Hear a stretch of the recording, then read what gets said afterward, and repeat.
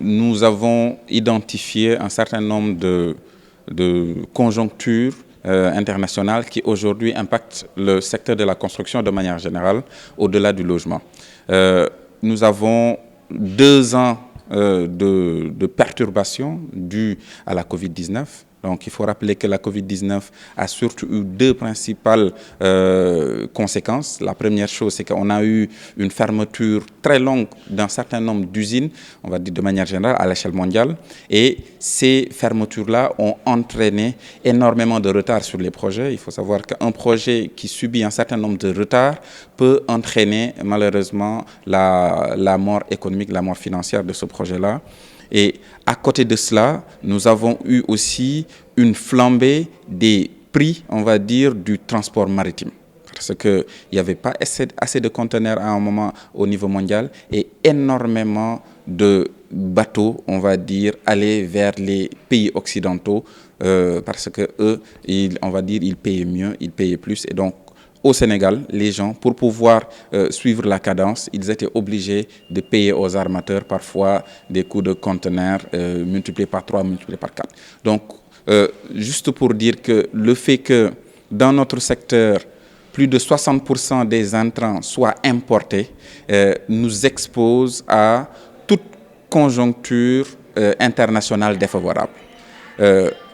On finissait, on va dire, de guérir, pour reprendre les termes du ministère de l'économie, on terminait la résilience pour entrer dans la relance et le conflit russo-ukrainien est arrivé et on est malheureusement, dans une certaine mesure, engagé dans un certain nombre d'échanges dans notre secteur, parce que si on prend l'exemple du fer, une bonne partie du fer que nous importons provient de cette zone.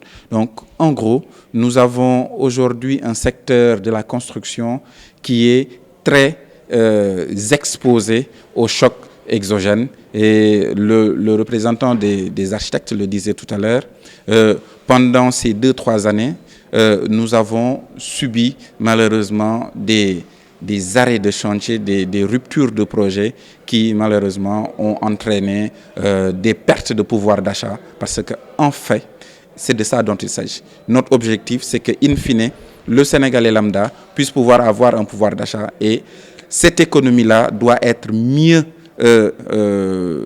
caractérisée, mieux documentée et ensemble, nous devrons avoir des outils de pilotage qui nous permettraient, si toutefois il y a un phénomène externe qui doit impacter le secteur, que la haute autorité, les décideurs puissent avoir les réformes ou bien les mesures à prendre pour rendre le plus souple, le plus acceptable possible ces conséquences-là. Actuellement, à l'échelle internationale, les politiques publiques sont ce qu'on appelle du data-driven.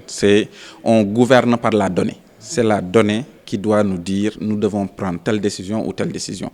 Dans ce sens-là, le Sénégal est très en avance parce que nous avons l'ANSD qui est là, qui est une entité qui est, on va dire, totalement adoubée par les nationaux, les bailleurs de fonds, le secteur privé international.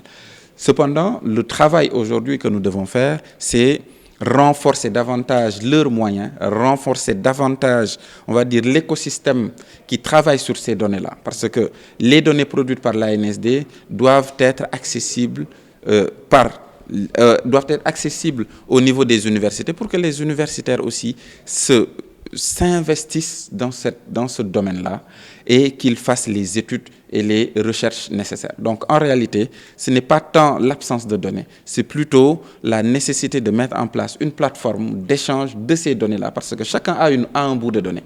Par contre, il faut qu'on arrive à avoir plus de synergie pour que l'ANSD qui collecte les données soit de plus en plus robuste, soit de plus en plus outillé à nous fournir les données dont on a besoin.